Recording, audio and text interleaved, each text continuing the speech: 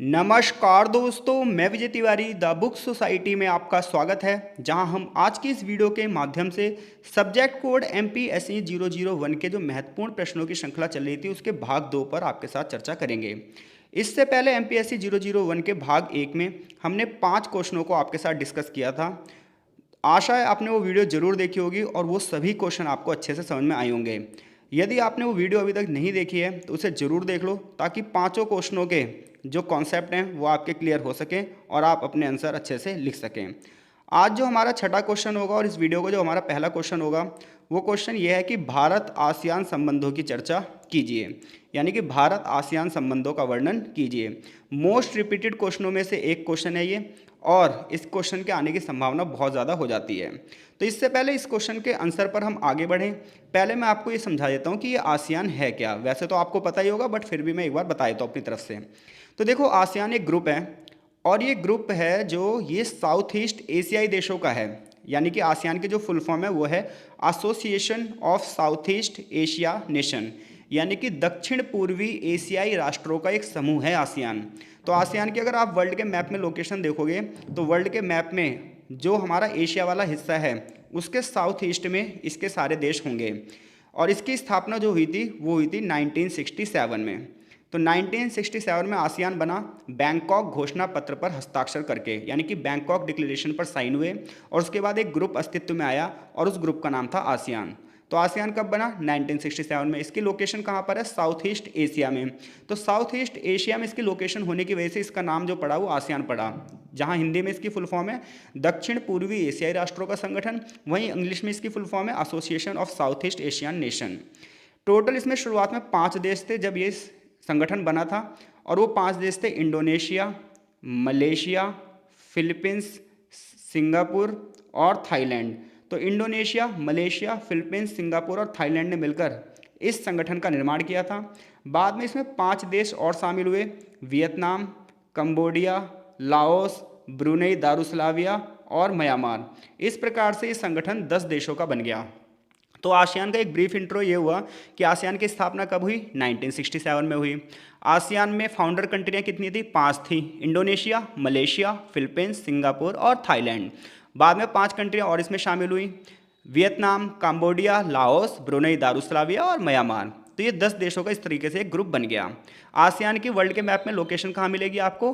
तो आप जब एशिया वाला नक्शा देखोगे तो उसमें साउथ ईस्ट में सारे देश होंगे, या फिर मैं ये कहूँ कि अगर आप वर्ल्ड के मैप में जब इंडिया की लोकेशन देखोगे तो इंडिया के जो ईस्ट की तरफ आप जाओगे तो ये सारे देश आपको मिल जाएंगे, यानी कि भारत के पूर्वी हिस्से में हैं ये सारे के सारे देश। अब हम बात करते हैं कि भारत और आसियान के संबंध। तो आसियान के साथ संबंधों की जब आप बात करोगे तो इन सभी 10 देशों के साथ संबंधों की आप चर्चा करोगे। तो भारत आसियान के संबंधों में कई आदान प्रदान हुए हैं और बहुत सारे सहयोग पर ये संबंध आधारित हैं। इन संबंधों का विकास इतिहास, संस्कृति, अर्थव्यवस्था और डिप्लोमेसी सबसे जुड़ा हुआ है।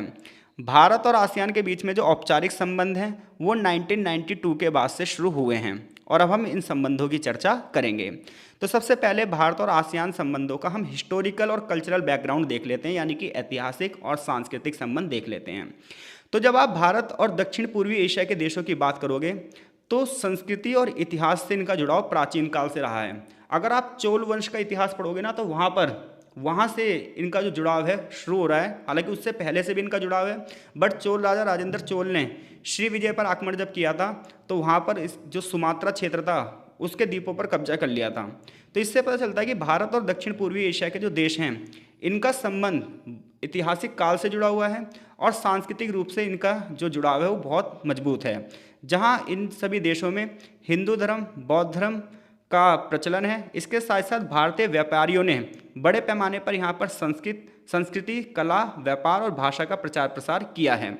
तो जब आप भारत और आसियान के संबंध का हिस्टोरिकल बैकग्राउंड देखते हो तो ये बहुत ही पुराना है, जहाँ बड़े पैमाने पर प्राचीन काल से ही इन क्षेत्रों में भारतीय व्यापारियों का आना जाना रहा है। और आपको पता है जब व्यापारी व्यापार करने जाते हैं तो अपने साथ बहुत सारे विचार लेकर भी जाते हैं और वहाँ से बहुत सारे विचारों को लेकर भी आते हैं।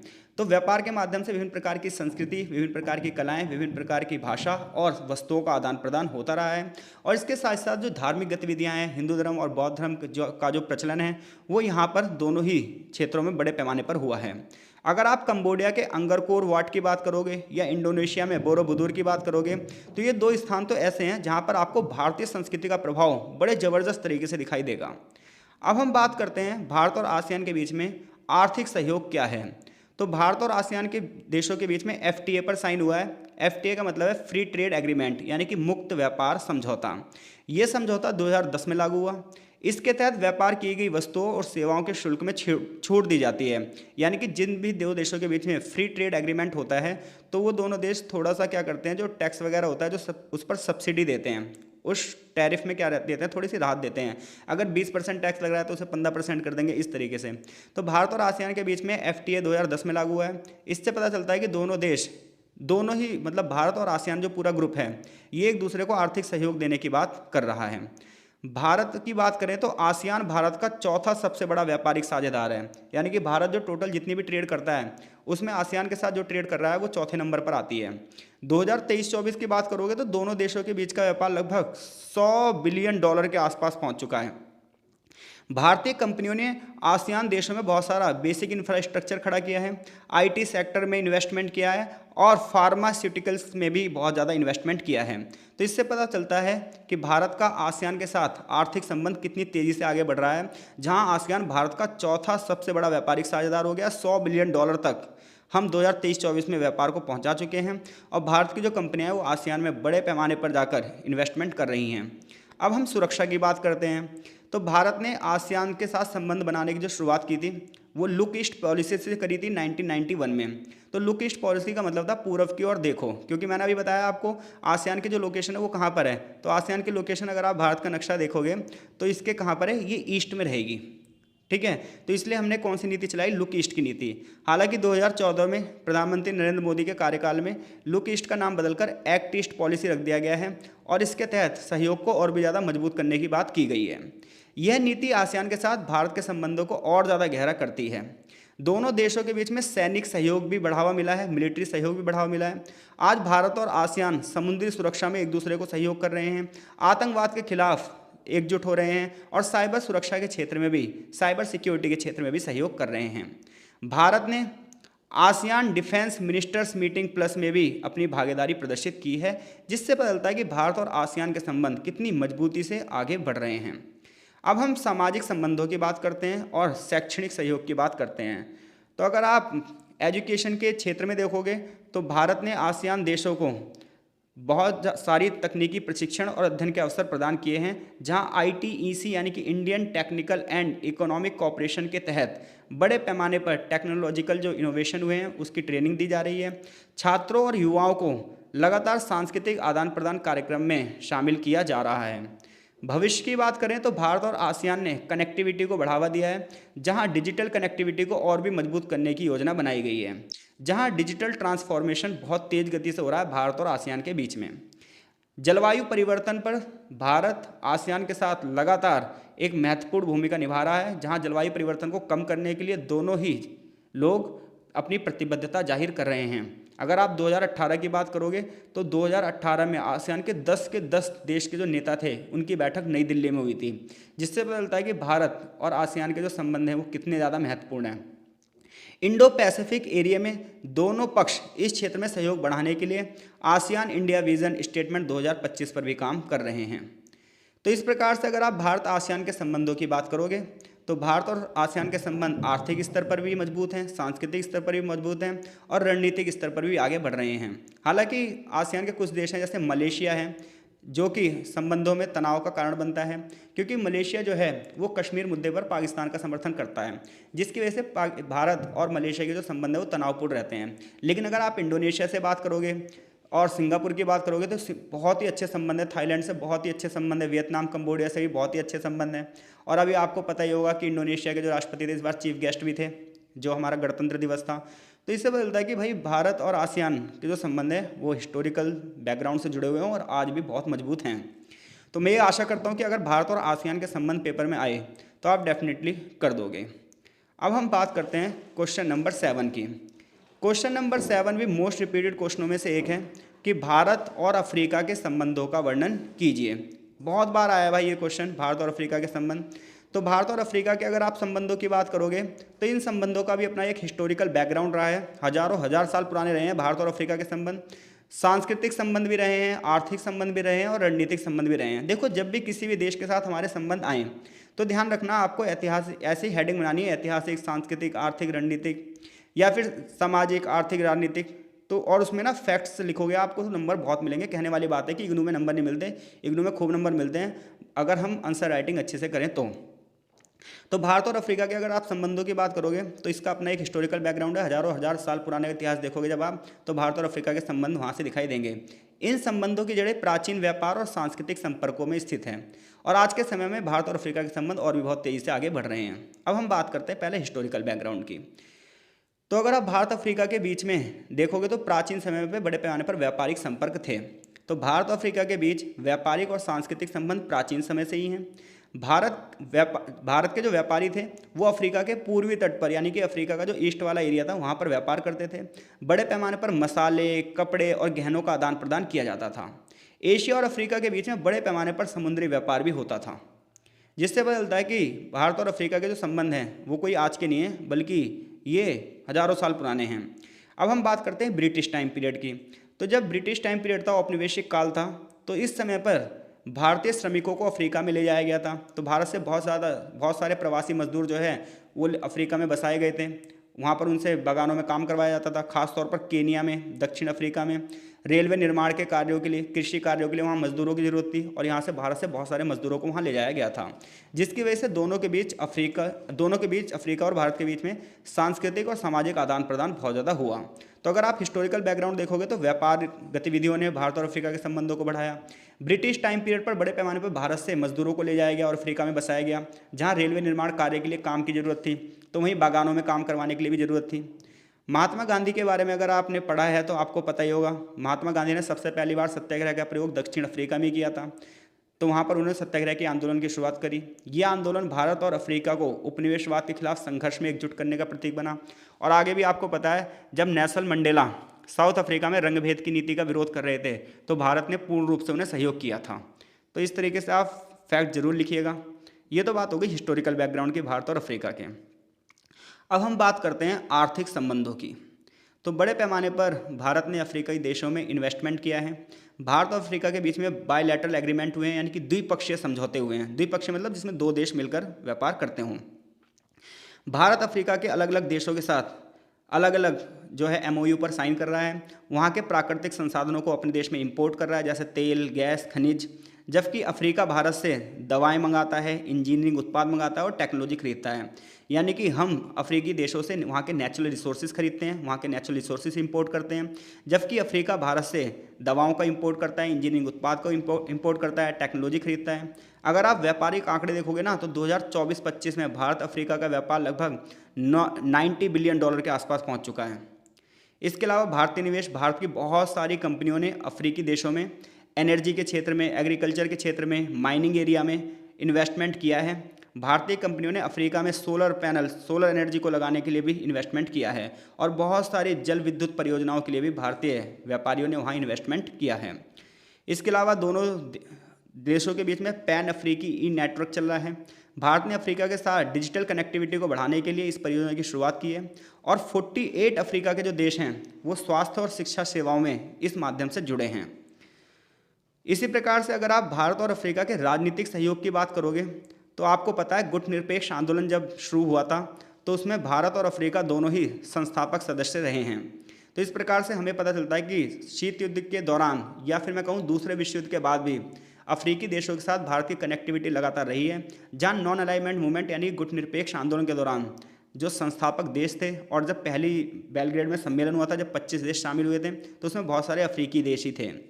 UNO में सहयोग की बात करें तो भारत और अफ्रीकी देश जो हैं वो UNO में यानी कि संयुक्त राष्ट्र संघ में एक दूसरे के साथ लगातार दिखाई देते हैं। इंडिया अफ्रीका फॉर्म समिट भी होती है, IAFS। इस शिखर सम्मेलन की शुरुआत 2008 में हुई थी और IAFS का जो मेन ऑब्जेक्टिव था वो ये था कि भारत और अफ्रीका दोनों पक्ष ऊर्जा के क्षेत्र में, कृषि के क्षेत्र में, स्वास्थ्य के क्षेत्र में, शिक्षा के क्षेत्र में और सुरक्षा के क्षेत्र में सहयोग को बढ़ावा देंगे। विकास और सहायता की बात करें तो भारत लगातार अफ्रीकी देशों को वहाँ के इंफ्रास्ट्रक्चर में, वहाँ की हेल्थ फैसिलिटीज़ में, वहाँ की एजुकेशन फैसिलिटी के लिए बड़े पैमाने पर कर्ज भी प्रदान करता है और बहुत सारी वहाँ पर जो है परियोजनाएं भी शुरू करी हैं। हजारों अफ्रीकी पेशेवर को वहाँ पर ट्रेनिंग भी देता है भारत। स्वास्थ्य सेवाओं की बात करो तो भारत से बहुत सारी दवाएं, बहुत सारे चिकित्सा उपकरण अफ्रीकी स्वास्थ्य क्षेत्र में दिए जाते हैं। सस्ती दवाएं और वैक्सीन भी वहाँ उपलब्ध करवाई जाती है। भारत ने अफ्रीकी छात्रों के लिए स्कॉलरशिप जैसे अवसर भी दिए हैं, जिससे जो है ह्यूमन डेवलपमेंट को वहाँ बढ़ावा मिला है। सुरक्षा और रणनीति के क्षेत्र में अगर हम बात करें तो समुद्री सुरक्षा के मामले में भारत और अफ्रीका ने समुद्री डकैती को कम करने के लिए, मानव तस्करी को कम करने के लिए और आतंकवाद के खिलाफ आवाज़ उठाई है। भारत की जो नेवी है वो अफ्रीकी तटीय एरियो में सुरक्षा अभियान का संचालन भी करती है। कई देशों के साथ हमारे इस प्रकार से के संबंध हैं। भारत और अफ्रीका में समुद्री सुरक्षा, आतंकवाद से लड़ने और क्षेत्रीय स्थिरता को बढ़ावा देने के लिए भी दोनों पक्ष एक दूसरे को सहयोग करते हैं। भारतीय नौसेना ने अफ्रीका के तटों पर समुद्री डकैती और मानव तस्करी जैसी गतिविधियों को रोकने में मदद की है। मेक इन इंडिया और अफ्रीका, तो भारत अफ्रीकी देशों को आत्मनिर्भर बनाने के लिए वहाँ के कमर्शियल क्षेत्र में और डिफेंस के एरिया में लगातार सहायता प्रदान कर रहा है। तो इस प्रकार से भारत और अफ्रीका के संबंध अगर आप देखो तो उनका एक ज़बरदस्त हिस्टोरिकल बैकग्राउंड रहा है, लगातार सांस्कृतिक संबंधों का आदान प्रदान रहा है। महात्मा गांधी से लेकर वर्तमान तक लगातार इन संबंधों में सकारात्मक दिशा देखी गई है। जहां भारत ने बड़े पैमाने पर अफ्रीकी देशों में इन्वेस्टमेंट किया है, वहां से भारत जो है वो नेचुरल रिसोर्सेज का इंपोर्ट करता है, जबकि दवाएं और बेसिक इंफ्रास्ट्रक्चर की जो चीज़ें हैं उनका एक्सपोर्ट करता है। तो इस प्रकार से अगर भारत और अफ्रीका के संबंध आते हैं तो आप लिख सकते हैं ये निष्कर्ष है।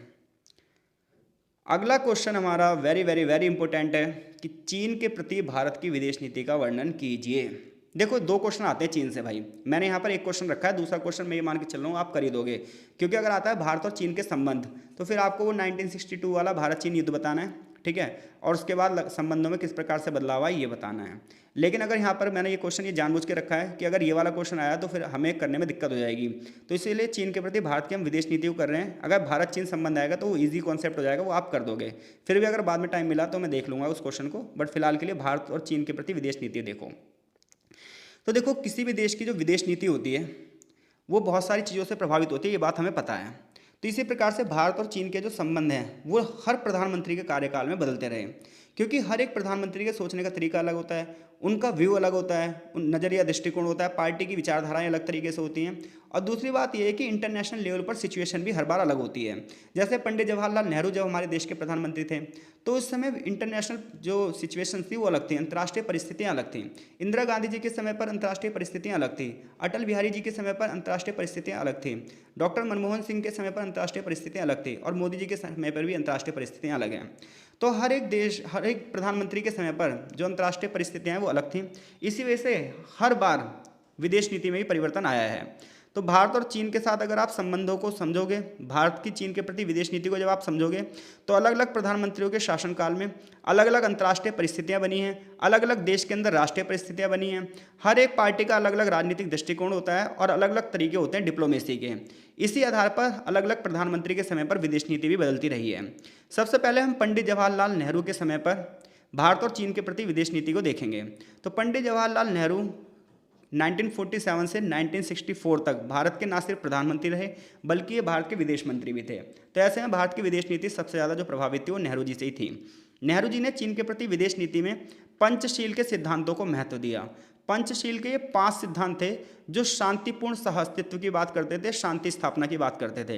इन 5 सिद्धांतों में ऐसे सिद्धांत थे कि हम एक दूसरे देश की सीमा रेखा का सम्मान करेंगे, एक दूसरे के मामले में इंटरफेयर यानी कि हस्तक्षेप नहीं करेंगे, दोनों देश एक दूसरे की संस्कृति को सम्मान देंगे, दोनों देश व्यापारिक संबंधों को बढ़ावा देने का प्रयास करेंगे और युद्ध की जगह बातचीत को बढ़ावा देंगे। तो ऐसे 5 सिद्धांत थे जो शांतिपूर्ण सहअस्तित्व के थे। 1950 में चीन ने तिब्बत पर जब कब्जा किया तो भारत ने उसे मौन रूप से स्वीकार किया, हालांकि लीगली स्वीकार नहीं किया था, और तिब्बत को लेकर ही दोनों देशों के बीच में तनाव बढ़ गया। तनाव को कम करने के लिए 1954 में भारत ने चीन के साथ जो पंचशील थ्योरी थी इस पर साइन किए। भारत की तरफ से थे पंडित जवाहरलाल नेहरू और चीन की तरफ से थे चाउ एन लाई। और 1954 में दोनों देशों के बीच में पंचशील थ्योरी पर साइन हुए।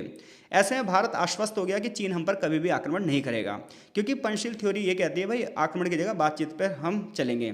लेकिन 1962 में चीन ने पंचशील थ्योरी को मना कर दिया मानने से और भारत पर आक्रमण कर दिया, जिसकी वजह से भारत को गंभीर नुकसान झेलना पड़ा। तो इस प्रकार से अगर नेहरू जी के समय चीन के प्रति हम विदेश नीति की बात करेंगे तो शुरुआत में विदेश नीति अच्छी थी, हिंदी चीनी भाई भाई के नारे लगाए जाते थे, इंडिया और चाइना की रिलेशनशिप भी अच्छी थी, दोनों देश के नेता एक दूसरे देश की यात्रा भी करते थे, चाउ एन लाई और नेहरू जी के बीच में पंचशील सिद्धांत पर हस्ताक्षर भी हुए थे। लेकिन 1962 में चीन की स्थिति को भांप नहीं पाए नेहरू जी, जिसकी वजह से उनको लगातार सवालों में रखा भी जाता है। ठीक है, अब हम बात कर रहे हैं नेहरू जी के बाद लाल बहादुर शास्त्री। तो लाल बहादुर शास्त्री जी का समय जो था वो बहुत ही कम समय के लिए भारत में प्रधानमंत्री बने थे, और जब लाल बहादुर शास्त्री प्रधानमंत्री बने थे तो देश पाकिस्तान के साथ युद्ध में व्यस्त था। तो इस समय ज़्यादा कोई विदेश नीति प्रभावित नहीं हुई चीन से। हालांकि इन्होंने चीन को लेकर कोई भी पहल नहीं करी, जैसे संबंध चल रहे थे वैसे चले, और भारत ने तटस्थता रखी। तटस्थता का मतलब होता है आप कुछ भी करो, हमें कोई लेना देना नहीं है, बस हमें नुकसान मत पहुँचाओ। फिर आया इंदिरा गांधी का कार्यकाल। इंदिरा गांधी की हम बात करें, आयरन लेडी ऑफ इंडिया बोलते हैं इन्हें। 1966 से 1977 तक इनका पहला कार्यकाल था। फिर 77 में पहली बार कांग्रेस हारी, फिर 80 से 84 तक फिर इनका शासनकाल था, और 84 में इनकी मृत्यु हो गई।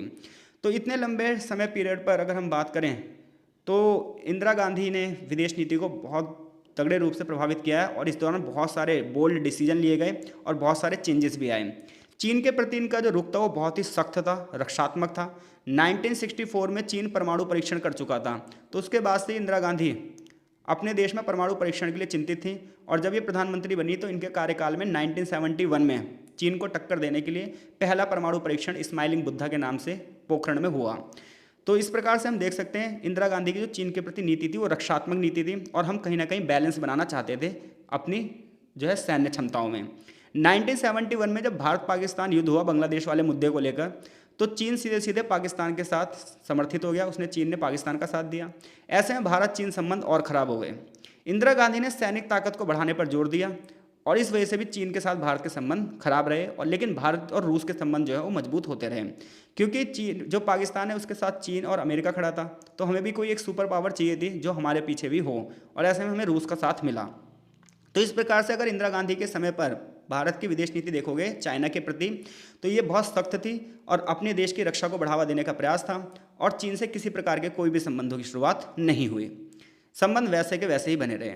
इंदिरा गांधी की मृत्यु के पश्चात राजीव गांधी जब देश के प्रधानमंत्री बने तो इन्होंने ये सोचा कि भाई अब हम चीन के साथ संबंध नई दिशा में ले जाएंगे। इन्होंने चीन के साथ संबंधों को सामान्य बनाने का प्रयास किया, और 1988 में ये खुद चीन की यात्रा पर गए। युद्ध के बाद कोई भी प्रधानमंत्री जो है वो चीन की यात्रा पर नहीं गया था। ये पहले प्रधानमंत्री थे राजीव गांधी जी जो स्वयं चीन गए और दोनों देशों के बीच संवाद को पुनः शुरू किया। ये भारत और चीन के बीच में संबंधों को सुधारने का पहला चरण था जिसकी शुरुआत राजीव गांधी ने करी थी। इस यात्रा के दौरान दोनों देशों ने सीमा विवाद को कम करने के लिए अपनी एक कमेटी बनाई, संयुक्त कार्य दल बनाने पर सहमत हुए कि सीमा विवाद को किसी भी तरीके से सॉल्व किया जाएगा। हालांकि बात ज़्यादा आगे नहीं बढ़ पाई। आगे चलकर पीवी नरसिम्हा राव जब हमारे देश के प्रधानमंत्री बने 1991 से 1996 तक, राजीव गांधी की मृत्यु के बाद ही प्रधानमंत्री बने थे, तो इस समय देश में बहुत बड़े बड़े रिफॉर्म हुए थे। क्योंकि आप सभी को पता है 1991 में पूरी दुनिया में चेंज हुआ और सोवियत संघ का विघटन हो गया। भारत का जो गवर्नमेंट सेक्टर था, भारत अब उसमें चेंज करके उसे प्राइवेट सेक्टर की ओर ले जा रहा है, और इसके लिए भारत उदारीकरण, निजीकरण और वैश्वीकरण की नीति अपना रहा है, जिसमें अब भारत सभी देशों के साथ व्यापारिक संबंध स्थापित करेगा। तो ऐसे में चीन के साथ संबंधों को स्थापित करने पर जोर दिया गया। 1993 में दोनों देशों की सीमा शांति और सद्भाव बनाने का प्रयास किया गया ताकि संबंधों में सुधार हो सके। 1996 में चीन के राष्ट्रपति भारत आए और विभिन्न क्षेत्रों में उन्होंने 4 समझौते किए तथा दोनों देशों के बीच में विश्वास बहाली करने के भी उपाय पर भी चर्चा हुई।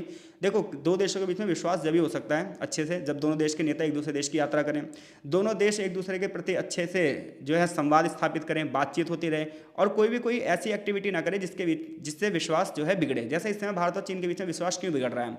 अगर सारी चीज़ें सही रहती है तो ये क्या करता है, अपनी सेना को घुसपैठ करवा देता है अरुणाचल प्रदेश वाले इलाके में, कभी पाकिस्तान को उकसा देगा, कभी नेपाल को उकसा देगा, तो जिसकी वजह से ना संबंध क्या रहते हैं, थोड़े से तनावपूर्ण रहते हैं। अटल बिहारी वाजपेयी 1998 में पहले कुछ दिनों के लिए पीएम बने, फिर चुनाव हुए 1999 में, फिर 2004 तक ही पीएम रहे। अटल बिहारी वाजपेयी ने भी प्रधानमंत्री पद पर रहते हुए चीन के साथ संबंधों को सुधारने का प्रयास किया। जहां उन्होंने 2003 में खुद वाजपेयी जी ने तिब्बत को चीन का हिस्सा मानने की घोषणा करी। बदले में चीन ने भी सिक्किम को भारत का हिस्सा मान लिया, क्योंकि चीन ना सिक्किम को भारत का हिस्सा मानता नहीं था। तो 2003 में अटल बिहारी वाजपेयी ने कहा भाई तिब्बत क्या है, वो चीन का हिस्सा है, चलो हम मान लेते हैं। तो चीन ने भी कहा भाई चलो सिक्किम भारत का हिस्सा है, हम भी मान लेते हैं। लेकिन 1998 में, उससे पहले जब भारत ने परमाणु परीक्षण कर लिया था अपना दूसरा वाला, उसके बाद चीन ने भारत की आलोचना करी, क्योंकि चीन चाहता ही नहीं था कि भारत जो है वो न्यूक्लियर टेस्ट कर ले और एक न्यूक्लियर वाली पावर बन जाए। ऐसे में भारत और चीन के संबंध थोड़े से हल्के पड़ गए, क्योंकि चीन चाहता नहीं था कि हम परमाणु शक्ति संपन्न देश बन सकें, क्योंकि अगर हम परमाणु शक्ति संपन्न देश बनते हैं तो चीन के लिए उसके लिए सबसे ज़्यादा खतरा है। हालांकि चीन खुद भी परमाणु संपन्न है, लेकिन इससे बैलेंस बनता है, क्योंकि अगर दोनों देशों के पास हथियार होंगे तो कोई किसी पर अटैक करने से बचेगा, और अगर हमारे पास परमाणु बम नहीं ही होगा तो चीन हम पर एक तरफा कार्यवाही कर सकता है। हालांकि चीन हम शक्ति के मामले में हमसे कई गुना आगे है, बट हम फिर भी, हमारे पास भी न्यूक्लियर पावर है, तो हम कहीं ना कहीं उसकी बराबरी करते हैं। सो डेट्स वाई जो बातचीत के माध्यम से बातें चलती हैं, और अब युद्ध का दौर खत्म हो चुका है लगभग। आगे हम डॉक्टर मनमोहन सिंह के अगर समय की बात करें, 2004 से लेकर 14 तक 10 साल का इनका कार्यकाल था। इन्होंने भी सहयोग को बढ़ावा दिया, लेकिन कंपटीशन रहा। आर्थिक संबंधों में तेजी आई, दोनों देशों के बीच में व्यापार बहुत तेज गति से बढ़ा इस समय, लेकिन सीमा विवाद चलता रहा, पाकिस्तान के मुद्दे पर तनाव चलता रहा। चीन की सैनिक ताकत बढ़ती रही और चीन भारत को चारों तरफ से लगातार घेरता रहा, जहां वो छोटे छोटे देशों को अपने कंट्रोल में कर रहा है। नरेंद्र मोदी 2014 में जब भारत के प्रधानमंत्री बने तो उन्होंने बड़े जोर शोर से चीन के साथ संबंधों को स्थापित करने की बात करी, लेकिन 2017 के बाद से दोनों देशों के बीच में फिर से विवाद जो है वो बेकार हो रहा है। शुरू में मोदी सरकार ने चीन के साथ व्यापार और इन्वेस्टमेंट को बढ़ावा देने की बात करी, लेकिन अगर आप 2017 में जब डोकलाम विवाद हुआ, 2020 में जब गलवान घाटी संघर्ष हुआ था जिसमें बहुत सारे सैनिक मारे गए थे चीन के, और हमारे बहुत सारे जो सैनिक वो शहीद हुए थे, तो उस समय सीमा पर तनाव हो गया था, और वो तनाव अब तक चल रहा है। भारत चीन पर निर्भरता घटाने के लिए आत्मनिर्भर भारत अभियान चला रहा है, और लगातार चीनी प्रोडक्ट को बाइकआउट करने की बात हो रही है। लेकिन एक तरफ तो चीनी प्रोडक्ट को बाइकआउट करने की बात होती है, तो वहीं भारत पूरी तरीके से रॉ मटेरियल के लिए चीन पर डिपेंड भी है, तो इसलिए व्यापारिक संबंध लगातार मजबूत बने हुए हैं। निष्कर्ष ये है कि भारत के प्रधानमंत्रियों के कार्यकाल में चीन के प्रति विदेश नीति में समय समय पर परिस्थितियां बदली हैं, जहां कुछ प्रधानमंत्रियों ने चीन के साथ संबंध सुधारने की कोशिश करी, तो लेकिन सीमा विवाद और भू राजनीतिक जो तनाव है वो सख्त होते रहे। तो वर्तमान में दोनों के देश के बीच में संबंध तो हैं, लेकिन इन संबंधों को हमें बहुत ही सतर्कता से निभाने की जरूरत है, क्योंकि चीन एक शैतान देश है और वो अपनी शैतानी कभी भी दिखा सकता है। हम एक और संबंध स्थापित करने की बात कर रहे हैं, तो वही वो अरुणाचल प्रदेश और अक्साई चीन वाले मुद्दे पर जो है तनाव पैदा कर रहा है, पाकिस्तान को समर्थन करके जो है वो तनाव पैदा कर रहा है। तो इस प्रकार से हमें चीन के साथ संबंधों की ज़रूरत भी है। अगर दोनों देश एक हो जाएं तो एशिया की सबसे बड़ी महाशक्ति बनने से कोई नहीं रोकता इन्हें। अब हम आगे बढ़ रहे हैं भाई। 9वां क्वेश्चन है भारत और रूस संबंध। तो भारत और रूस संबंध तो सभी कर ही देंगे आंसर, और क्वेश्चन खूब आता भी है, क्योंकि रूस जो है वो भारत का परंपरागत मित्र है। तो भारत और रूस के संबंध की बात करोगे तो ऐतिहासिक रूप से गहरे संबंध रहे हैं। दो विश्व युद्ध के बाद, यानी कि दूसरा जब विश्व युद्ध हुआ था 1939 से 1945 के बीच, तो दूसरे विश्व युद्ध के बाद दुनिया आपको पता है दो भागों में बट गई थी। एक तरफ था अमेरिका जिसकी विचारधारा थी पूंजीवादी, दूसरी तरफ था सोवियत संघ जिसकी विचारधारा थी साम्यवादी। क्योंकि भारत रूस के साथ भी अपने संबंध बनाना चाहता था, अमेरिका के साथ भी संबंध बनाना चाहता था, इसलिए भारत किसी गुट में नहीं शामिल हुआ, बल्कि भारत ने अपना एक अलग गुट बनाया, नॉन अलाइनमेंट मूवमेंट, गुट निरपेक्ष आंदोलन चलाया भारत ने कि हम ना तो इस गुट में शामिल होंगे ना इस गुट में। लेकिन भारत इनडायरेक्टली वे में कहीं ना कहीं रूस से ही संबंधित था, इसलिए भारत और रूस के जो संबंध है वो बहुत ही मजबूत हैं। चाहे ऊर्जा के क्षेत्र में हो, चाहे सैन्य क्षेत्र में हो, हर क्षेत्र में भारत और रूस के संबंध मजबूत हैं। हिस्टोरिकल बैकग्राउंड की तरफ देखोगे तो शीत युद्ध के दौरान भारत और रूस के संबंध, यानी कि भारत और रूस के संबंधों की शुरुआत सेकंड वर्ल्ड वॉर के बाद से होती है। हालांकि इससे पहले भी जब भारत उपनिवेश था ब्रिटेन का, तो भारत के कई सारे नेताओं ने रूस की यात्राएं कई बार की हैं। पंडित जवाहरलाल नेहरू ने कई बार रूस की यात्राएं करी हैं। तो जब शीत युद्ध चल रहा था 1950 से 1991 के बीच की हम बात करें, तो सोवियत संघ ने भारत के औद्योगिकरण में और रक्षा क्षेत्र में बहुत बड़ा योगदान दिया है। भारत में जो बड़ी बड़ी इंडस्ट्रीज़ लगी, उन इंडस्ट्रीज़ को स्थापित करने में रूस ने हमारी मदद करी। इसके अलावा डिफेंस के एरिया में भी हमारी मदद करी है। 1971 में जब भारत पाकिस्तान का युद्ध हो रहा था, तो भारत और सोवियत संघ के बीच में 20 सालों की मित्रता संधि हुई, जिसमें सीधा सीधा ये बात थी कि यदि भारत का युद्ध किसी से होता है तो रूस जो है वो हमारा प्रमुख साझेदार होगा। सोवियत संघ ने भारत को सैनिक उपकरण दिए हैं और तकनीकी सहायता भी दी है, और परमाणु ऊर्जा कार्यक्रम को चलाने में भी मदद करी है। 1991 में जब सोवियत संघ का विघटन हो गया, सोवियत संघ टूट गया, उसके बाद भी भारत और रूस की मित्रता बनी रही। 1993 में दोनों देशों ने नई मित्रता संधि पर साइन किए। 2001 में दोनों देशों ने 80 बायलैटरल एग्रीमेंट पर साइन किए, 80 द्विपक्षीय समझौते पर साइन किए। दोनों देश रक्षा और सैन्य सहयोग में एक दूसरे को सहयोग करते हैं, ये बात आप सभी जानते हो। कुछ महत्वपूर्ण परियोजनाएं हैं जैसे INS विक्रमादित्य, ये भारत का विमान वाहक पोत है जिसे रूस से खरीदा गया है। S-400 जो सिस्टम है ये अभी बहुत ही ज़्यादा फेमस रहा ऑपरेशन सिंदूर के दौरान, आप सभी को पता है कि रूस से खरीदा गया सिस्टम है, जिसमें ये वायु रक्षा प्रणाली है, एयर डिफेंस सिस्टम है कि अगर बाहर से कोई मिसाइल वगैरह आती हैं तो उसे हवा में ही मार गिराया जाए।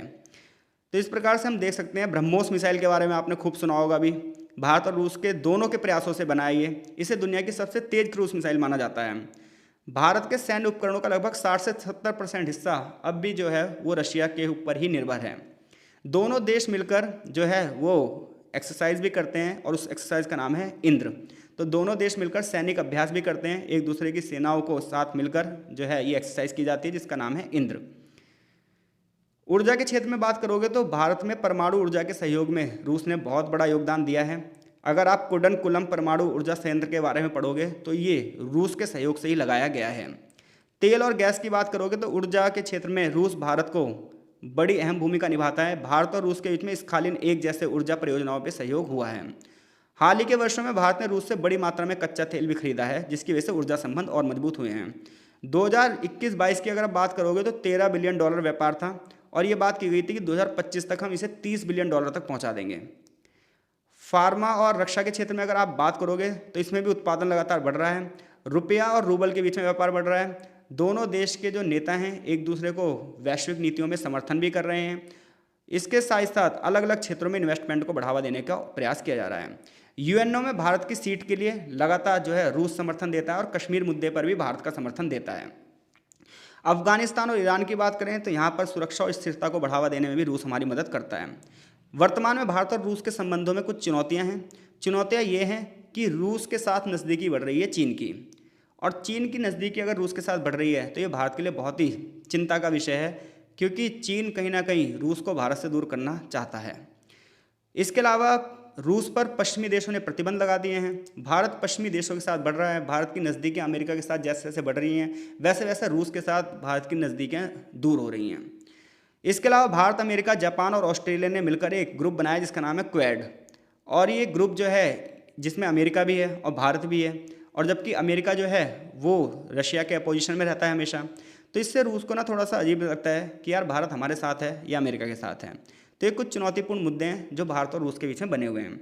तो भारत और रूस के संबंधों का अगर आप निष्कर्ष देखोगे तो वो ये है कि ऐतिहासिक मित्रता है, परंपरागत मित्र है हमारा, हर जगह पर साझेदारी रही है। रक्षा का क्षेत्र हो, ऊर्जा का क्षेत्र हो, चाहे अंतर्राष्ट्रीय मंच हो, हर जगह भारत और रूस के संबंध मजबूत रहे हैं। लेकिन वर्तमान में जो परिस्थितियां हैं वो थोड़ी सी अलग हो रही हैं। रूस और चीन के जो संबंध हैं वो कहीं ना कहीं भारत और रूस के संबंध को प्रभावित कर रहे हैं। ऐसे में भारत को अपनी कूटनीति पर ध्यान देने की जरूरत है ताकि भारत और रूस के संबंधों में खटास ना आए बिल्कुल भी। अंतिम क्वेश्चन पर चर्चा करने जा रहे हैं। निर्जातीय और धार्मिक आंदोलन की भूमिका पर आपको लेख लिखना है। ये भी बहुत बार क्वेश्चन आया हुआ है, तो मैं ये मानकर चल रहा हूँ चीज़ें बहुत ही अच्छे से आपको समझ में आ रही होंगी। कमेंट बॉक्स में अपनी प्रतिक्रिया जरूर देना आप, और अगर आप ये PDF परचेस करना चाहते हो तो आप मुझसे व्हाट्सएप पे भी कांटेक्ट कर सकते हो या हमारे टेलीग्राम ग्रुप में भी आप मुझसे जुड़ सकते हो। अब हम बात करने हैं विभिन्न निर्जातीय और धार्मिक आंदोलनों की। तो देखो, निर्जातीय आंदोलन क्या होते हैं पहले हम ये समझ लेते हैं। एथनिक मूवमेंट बोलते हैं इसे इंग्लिश में। तो निर्जातीय आंदोलन एक ऐसे आंदोलन होते हैं जिसमें कोई एक विशेष जाति समूह अपने अधिकारों की बात कर रहा है। तो कोई विशेष जातीय समूह है जो अपने अधिकारों की बात, अपने पहचानों की बात, अपनी कल्चर की बात, अपनी सुरक्षा के लिए संगठित होकर संघर्ष कर रहा है। तो ऐसे संघर्षों को हम निर्जातीय संघर्ष कहते हैं। तो कोई आपसे पूछे भाई निर्जातीय आंदोलन क्या होता है, तो आप बोलोगे निर्जातीय आंदोलन ऐसे सामाजिक आंदोलन होते हैं जिसमें कोई एक विशेष जातीय समूह होता है।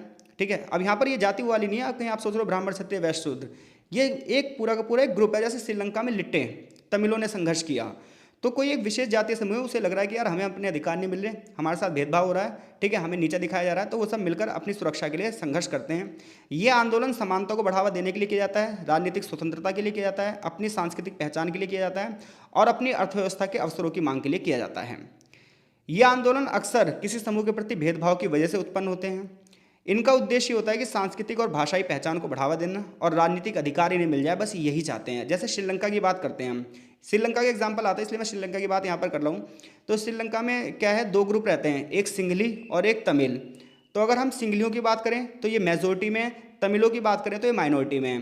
तमिलों का जो हिस्सा है लगभग 20% के आसपास है, सिंघलियों का हिस्सा 80% के आसपास है। ऐसे में जो श्रीलंका का संविधान बना वहाँ पर सिंघलियों को सबसे ज़्यादा अधिकार दिए गए और आज भी सिंघलियों की सबसे ज़्यादा वहाँ पर दावेदारी की जाती है, जबकि तमिलों के जो अधिकार हैं वो बहुत कम है। और ऐसे में तमिल जब अधिकारों की डिमांड करते हैं तो सिंघली सरकार द्वारा तमिलों को अधिकार नहीं दिए जाते हैं। ऐसे में तमिलों ने अपने एक ग्रुप बनाया, लिट्टे लिबरेशन ऑफ टाइगर तमिल इलम, और इन्होंने लगातार वहाँ पर संघर्ष किया। हालांकि श्रीलंका की सेना से लिट्टे का डायरेक्ट संघर्ष हुआ और ये संघर्ष इतना खतरनाक रूप से हुआ कि भारतीय सेना भी यहाँ पर हस्तक्षेप करने गई, लेकिन मुद्दा ये बन गया कि भारत और श्रीलंका के संबंध इस वजह से खराब हो गए। हालांकि 2009 में श्रीलंका ने डिक्लेरेशन दे दिया कि हमने लिट्टे को ख़त्म कर दिया है। तो ये जो इस प्रकार के संघर्ष होते हैं, जो तमिल लोग थे ये अपनी सांस्कृतिक पहचान के लिए, अपने अधिकारों के लिए, अपने सम्मान के लिए लड़ रहे थे। हालांकि इन्हें वो सम्मान नहीं मिला, इन्हें वो अधिकार नहीं मिला और तमिल क्षेत्र से बड़े पैमाने पर शरणार्थी भारत में आकर रह रहे हैं। तो इस प्रकार के जो मुद्दे होते हैं निर्जातीय पहचान के लिए होते हैं। भारत में नागालैंड में इस प्रकार का आंदोलन चलता रहता है। धार्मिक आंदोलन के बारे में आप जानते हो, धार्मिक आंदोलन एक विशेष धार्मिक समूह की आस्थाओं से जुड़े होते हैं, उनकी परंपराओं से जुड़े होते हैं, उनकी मान्यताओं से जुड़े होते हैं, उनके अधिकारों से जुड़े होते हैं। ये आंदोलन धर्म के प्रचार प्रसार से जुड़े होते हैं, धार्मिक स्वतंत्रता की रक्षा के लिए होते हैं, धार्मिक आधार पर उत्पीड़न का विरोध करने के लिए संगठित होते हैं। धार्मिक आंदोलन की बात करोगे तो धार्मिक पहचान के लिए होते हैं, धार्मिक स्वतंत्रता के लिए होते हैं, धार्मिक परंपराओं और रीति रिवाजों के लिए होते हैं। महत्व क्या है इनका, वही अपनी सांस्कृतिक पहचान बनाए रखें। तो दोनों ही आंदोलन की बात यह है कि दोनों ही आंदोलन अपनी पहचान के लिए लड़ते हैं। तो मैं मान के चल रहा हूँ ये क्वेश्चन कर ही दोगे आप। ये आंदोलन अपने आप को राजनीतिक रूप से मजबूत करने के लिए चलाए जाते हैं, असमानता के लिए संघर्ष करने के लिए चलाए जाते हैं, सामाजिक एकता और जागरूकता को बढ़ावा देने की बात की जाती है और बहुलवाद को बढ़ावा देने की बात की जाती है। उदाहरण नागा आंदोलन और श्रीलंका का तमिलम संघर्ष। भारत में आर्य समाज और ब्रह्म समाज जो आंदोलन थे ये धार्मिक आंदोलन थे। यूरोप में प्रोटेस्टेंट जो आंदोलन है ये एक धार्मिक आंदोलन है। तो इस प्रकार से विभिन्न समूह अपने अपने अधिकारों के लिए, अपने अपनी पहचान बढ़ाने के लिए और राजनीति में समानता के लिए इस प्रकार के आंदोलन करते हैं। और ये आंदोलन न सिर्फ समाज को बल्कि अर्थव्यवस्था को, राजनीतिक व्यवस्था को और सुरक्षा को भी प्रभावित करते हैं, क्योंकि जिन देशों में आंदोलन होते हैं वहाँ पर सामाजिक अशांति हो जाती है और ऐसे में आर्थिक रूप से व्यवस्था भी पूरी तरीके से प्रभावित हो जाती है। तो आपकी परीक्षा के लिए बहुत बहुत शुभकामनाएं। मैं आशा करता हूँ इस वीडियो से आपको सहयोग जरूर मिले और लगभग सभी क्वेश्चन यहाँ से आपके आ जाएं। तो good luck for your exam. Thank you guys. मिलते हैं आपसे नेक्स्ट सब्जेक्ट कोड में। कमेंट बॉक्स में अपनी प्रतिक्रिया जरूर दीजिएगा। तब तक के लिए आपका बहुत बहुत धन्यवाद।